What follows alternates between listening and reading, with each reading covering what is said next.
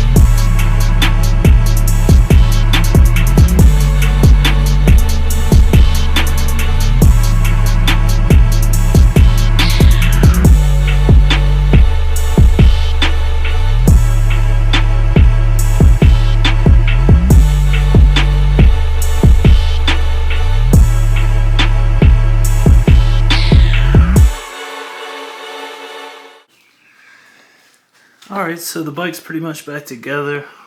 You can see the rims, everything's clean. I shot the frame with like some satin black, hit it with like a lacquer gloss I had laying around. It really shined the frame up nicely. Powder coated this, cleaned this up a bit, got new pins in the foot.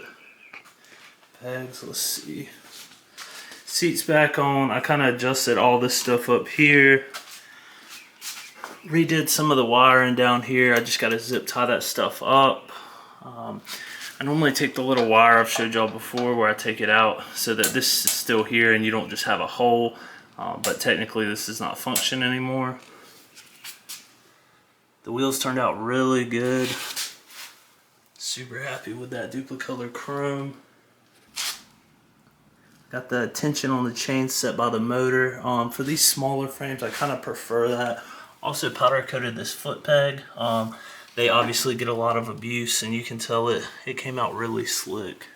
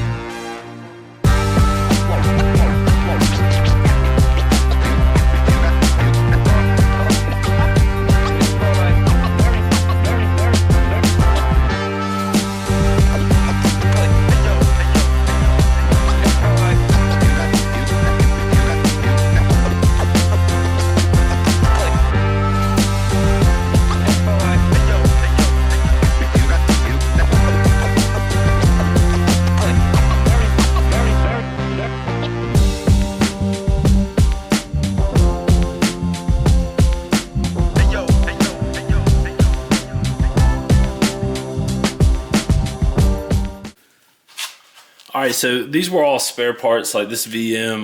My buddy brought me several VMs, and one had internals, one had kind of some of the throttle assembly, so I put one together basically. He had this laying around, and the rubber boot was actually falling out of the inside of the filter. It's just a used filter, but we're just trying to get this thing running right now. So the other night I took a good bit of RTV and I just kind of caulked it in. That's just going to keep it flexible and basically keep an air filter on this thing until he orders a new one. Like I said, we're just trying to see it run, make sure everything's like good. So I'm going to go ahead and put this air filter on, and then I'm going to roll it outside, and we'll do a first start.